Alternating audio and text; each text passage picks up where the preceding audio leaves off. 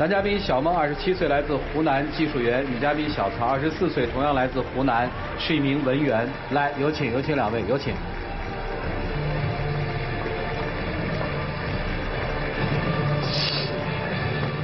欢迎两位啊！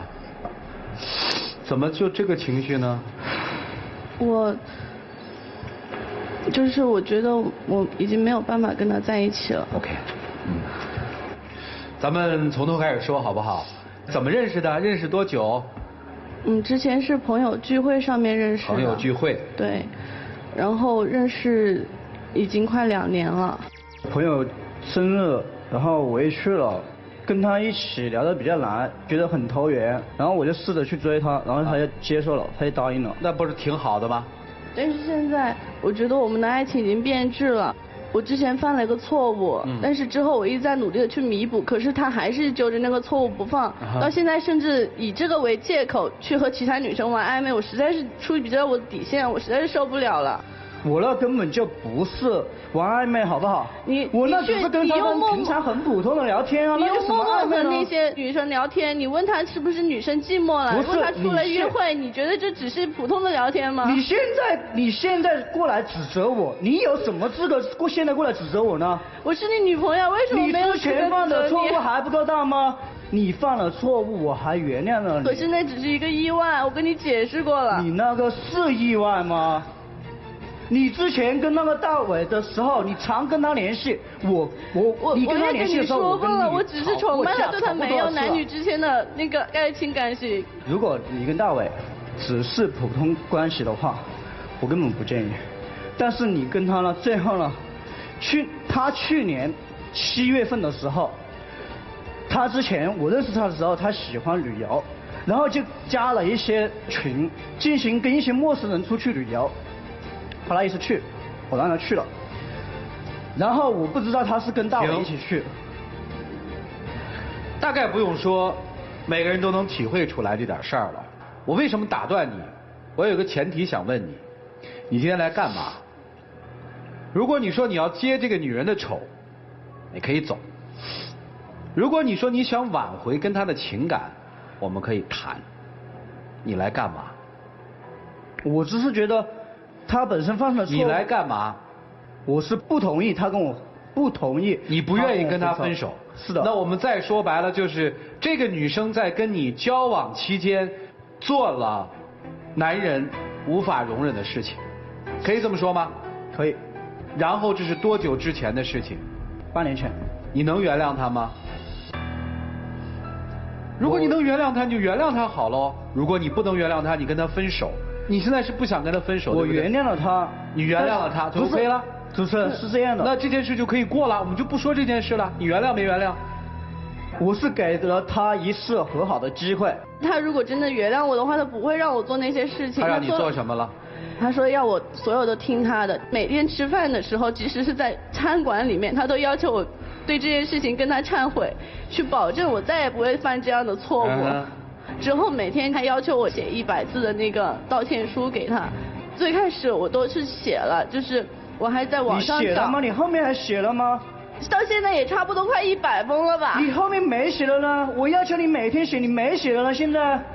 那是之后发现你跟其他女生玩暧昧，我才没写的。你没有达到我的要求了，你现在已经没有达到我的要求。姑娘，你为什么要写呀？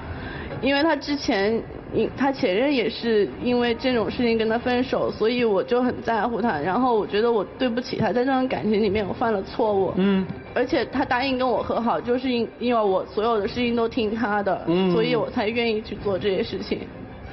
然后我写道歉信的时候，我在网上找那种就是心灵鸡汤，希望能够让他早点忘却这段悲伤的事情。但是他每天都是让我去忏悔，让我去接这个伤疤。这个是为你做出错误的决定，你所应当承受的一个结果而已。不是你跟他什么关系啊？我跟他情侣关系。啊？情侣关系。她是我女朋友。她是你女朋友？对。可是你现在没有把我当女朋友啊。你为什么不走啊？你这么委屈。但他不允许我走，他不肯跟我分手。那为什么呢？他觉得我犯了这个错误没有办法原谅，但是他也不肯跟我分手。他之后还做了一件。我不是不跟你分手，当初我跟你分手的时候，是你来苦苦哀求我，你跟我说了什么？你说只要我能够原谅你，我提出任何要求，你都可以答应。我就答应了，这个是你自己说的，所以我才给你提要求啊。你提的要求我都答应了呀，我都做到你提的所有的要求我都做到了，可是你没有必要，就是连我闺蜜到我们家来做客，人家手机放在桌上，你都去查她的手机去看我跟她的聊天记录，你翻我的手机我也让你看，我手机从来不设密码，可是你没有必要吧？她是我闺蜜。是的。凭什么呀？因为她的手机太干净了，什么东西都没有，什么都查不到，我就好奇去看一下她跟她闺蜜聊一些什么东西，了解一下她嘛。我又没看你闺蜜的一些隐私，我只看一下你跟她聊些什么东西啊。可是她当时那么生气，我为了维护你，差点就跟她闹翻了。这个闺蜜跟你是什么关系？你看人家的手机啊？没这个是情侣，那你凭什么看人手机啊？我是好奇。那你好奇就能看人手机啊？因为我觉得男人和男人之间有话题，女人和女人之间有话题。不是，你看人家一个陌生女人的手机，你什么意思啊？也不是看陌生女人，因为我也。那你看人家一个认识女人的手机，你什么意思啊？但我也没有看她的隐私啊。你还没看人隐私，手机就是人家的隐私，你还要看什么呀？还干嘛了？他有一天早上起来，他说他做梦了，然后他就跑去营业厅去查那个记录，查我的通话记录，然后每一条的来问我，完了之后查手机查电脑，就这样。你说只是做了一个梦，他就这样查我。我希望你做一些事情能够信任我，但是你还是。我后来还是查了东西出来了啊。你那时候不还是用那个网站继续浏览一些信息啊？你不是说好了跟他们断绝任何联系了吗？自从那次之后，我跟他们都没有联系，他们也不理我了。但是我喜欢，就是旅游是我的爱好。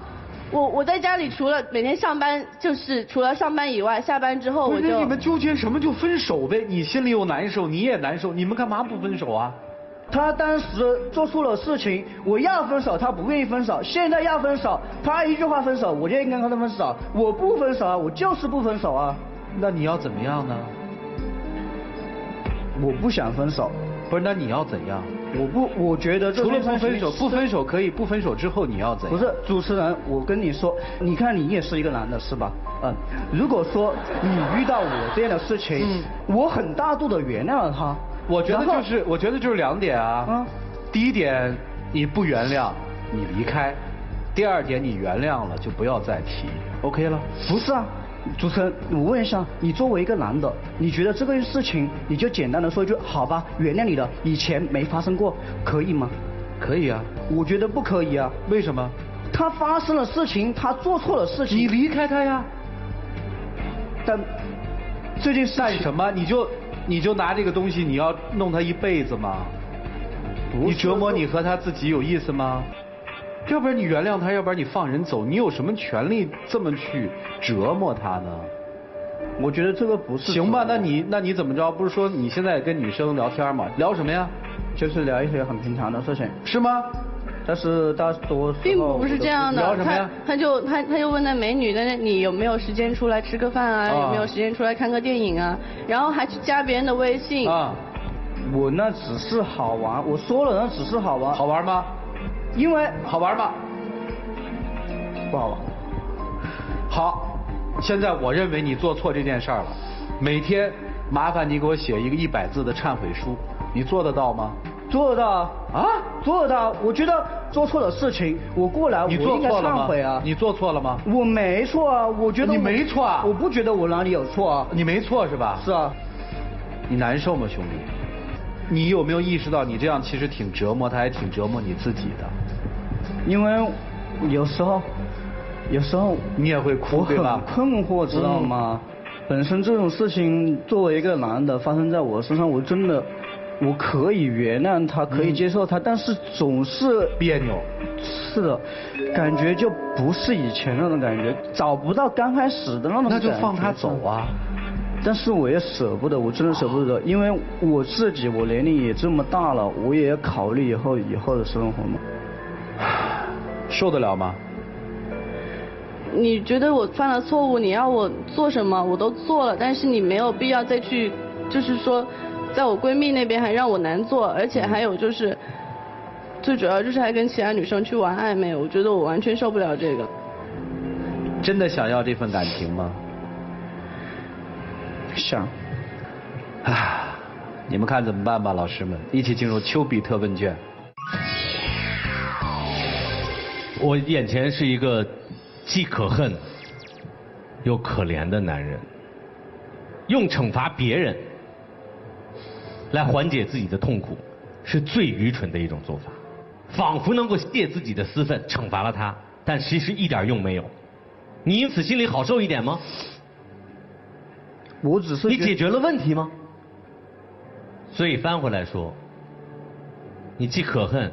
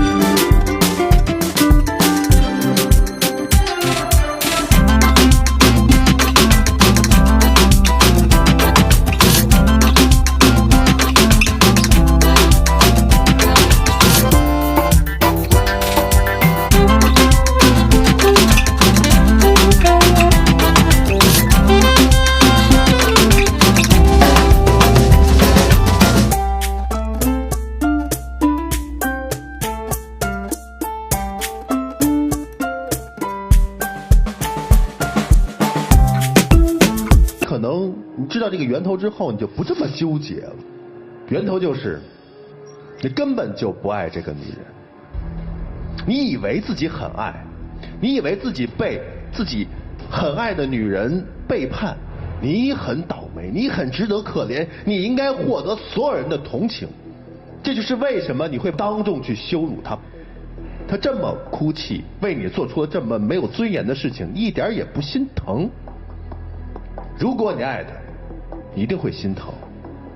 如果因为当时你自己不能调节自己的心态，你去做出了过分的事情之后，你一定会后悔，你一定会心疼，你一定会改。你有吗？一次又一次变本加厉的，你一定要完成这个，一定要完成那个，一点心疼都没有，你根本不爱这个女人。所以是时候自己调节，自己跳出这个怪圈，自我解脱呀。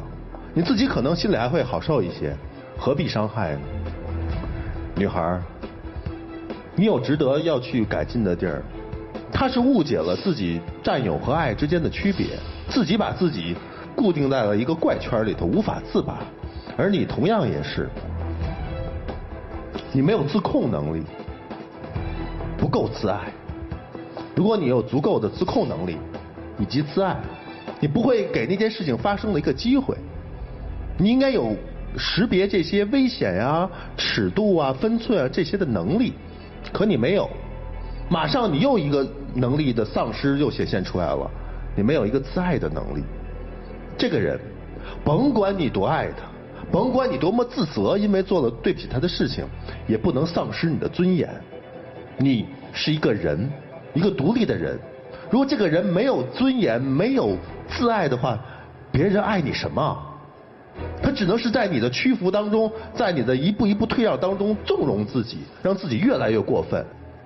所以面对这么样一个人，一定要自尊自爱，然后增加自控能力，才能让自己在日后的生活当中不受到任何人的伤害，明白吗？所以这件事情是给你们两个分别的一个教训。好，谢谢。托老师，爱会让一个人疯狂，会让一个人嫉妒，也会让一个人内心扭曲。你们俩都被爱所扭曲了。男生的确做了很多不尊重而有伤害的一些事情，但这事儿换任何一个人心里也难以放得下。所以我们被爱扭曲了。他最大的问题恰恰在于，他想说宽恕，却又宽恕不了。就像你时常跟他说求求你原谅我，他说我恕你无罪，但一个数字已经说明你是有罪的。你一直问主持人说，如果是你，你会怎么样？要这事儿在你这就是一疙瘩，永远翻不过去。我觉得你们之间还是有爱，如果没有爱，不愿意这样去折磨彼此。但问题是在于，你一面让他难受，一边把自己也折磨得一塌糊涂，这是为什么呢？为什么要这样？你只是这一点没有想通而已。那我想问你，如果今天不分手，什么时候是个头？什么时候这一篇你能翻过去？你能把沙子揉碎在眼睛里？其实你回答不出来，你不知道这个心理过程什么时候才能真正的完成。那既然不知道，既然曾经在一起爱过，既然也惩罚了他这么久，那为什么还不放手？舍不得。舍不得，很多东西都舍不得。人活一辈子，有太多的东西都舍不得，最后还是舍得了呀。如果你老是谈舍不得，那你就太自私了。其实他也舍不得，他如果舍得，他就不会去受你的欺负，他也舍不得。但两个舍不得的人在一起，如果这边就是翻不过去，再舍不得在一起，那就一起死。放过他，也放过你自己，好不好？跟别人说一声对不起，就这样。今天其实我们在这个个案里面给我们最大启示的是底线，对吧？每个人有每个人自己不同的底线。我给你一个建议，要不然就好聚好散，该认错要认错；要不然就真的原谅，为爱再给彼此一个机会，想清楚，别再胡闹了，好吗？女生，错确实是错的啊，没有管理好，但是不因为这个而让自己失去做人最基本的东西。你已经失去了，不能再失去了。记住啊，来吧，黄金60秒。我觉得可能确实是我走不出这个结，一直在我记忆里面，导致我甚至做梦都可以梦到这件事情。我知道我对你做这件事情，希望你能够慢慢的开始相信我。因为我从行为上面就去改变了，也去向你认错了，然后给了你这么长的时间，有半年时间了，我都一直在给你机会。不管怎么说，我还是要跟你说一声对不起。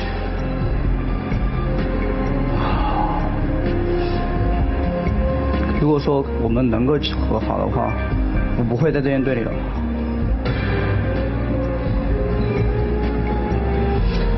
这小子说那声对不起的时候，心里一块石头才落下来。两位请回吧，谢谢。这个应该叫做一段虐恋吧，啊，挺虐心的。来，请关门，请关门啊！马老师，觉得这臭小子今天会放手吗？他如果放手，那我要起立替他鼓掌，哪怕他看不到。他不放手，我也能理解。反正我觉得很难，就可恨可怜，你知道吗？对。啊，徐总，你觉得他会放吗？会放吗？因为也许他就认识到自己不是那么爱。好吧，看他们自己的选择吧。